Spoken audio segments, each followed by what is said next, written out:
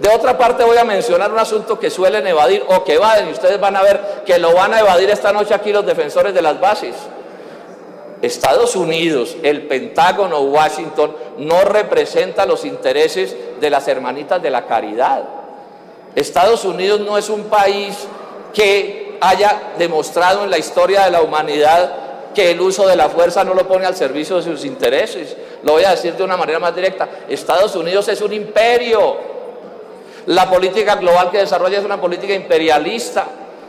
El más grande imperio de la historia de la humanidad. Nunca había habido un imperio más armado en el mundo que los Estados Unidos de hoy. Estados Unidos tiene 500.000 de tropas por fuera de sus fronteras. Estados Unidos gasta este año en todo su aparato militar 612.000 millones de dólares, que es más que lo que gasta la humanidad toda sumada. ¿Y para qué ese gasto militar? ¿Para qué los centenares de bases que tienen localizados en todos los confines de la tierra? ¿Para llevar la felicidad al África?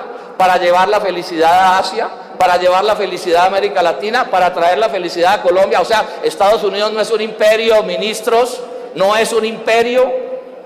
¿Y cómo funcionan los imperios? ¿Cómo actúan los imperios?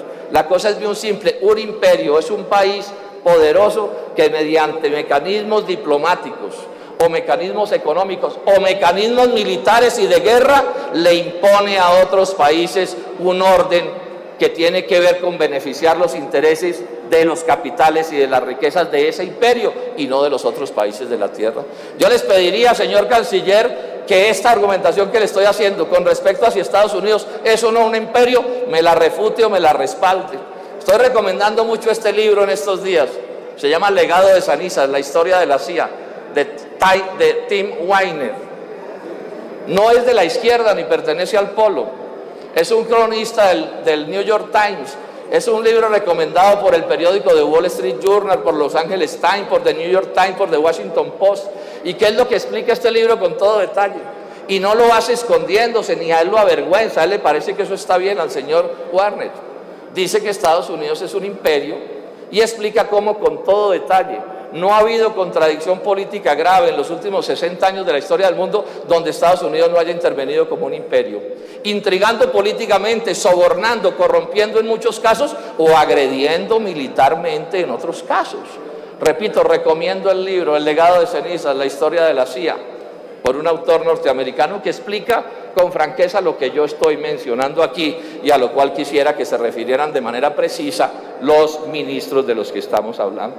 Y las historias del imperio son todas. Es que yo no sé cuántas acciones militares hemos tenido que observar en las últimas décadas en la solo América Latina. República Dominicana, Cuba, Nicaragua, Guatemala, Panamá, Chile, Brasil, en todas partes han intrigado y en todas partes han estado. Entonces, estas bases que se van a instalar tienen que ver con esa lógica. Y ojo, senadores y senadoras colombianos, no nos digan tampoco que es que el texto del tratado no autoriza a esas bases norteamericanas para derrocar un gobierno en Colombia. Es que tampoco cumplen con las normas. En estos días se ha recordado cómo en el año de 1848 Estados Unidos firmó un tratado con la Nueva Granada de esos días, en la que Estados Unidos se comprometió a garantizar militarmente la soberanía de la Nueva Granada, o sea, la Colombia de hoy, sobre Panamá. Y todos sabemos que cuando llegó la hora de cercenar el territorio nacional y quedarse con el canal de Panamá, las tropas norteamericanas sí llegaron a Panamá, pero no a garantizar la soberanía de Colombia sobre el territorio panameño, sino precisamente a hacer exactamente lo contrario.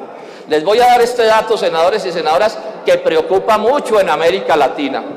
Después de que el gobierno de Colombia intervino de manera ilegal con tropas colombianas en Ecuador, ustedes se acuerdan que la OEA se reunió y que la OEA repudió ese acto hostil e ilegal de las tropas colombianas en el territorio ecuatoriano.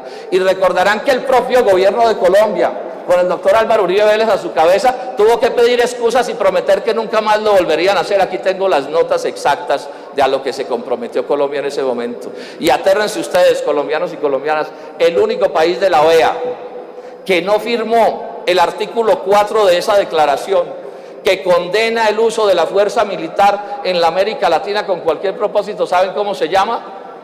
Los Estados Unidos de América. O sea, Estados Unidos le notificó el 17 de marzo del año pasado a toda la América Latina que Estados Unidos se arrogaba el derecho de intervenir militarmente donde se le diera la gana en este continente.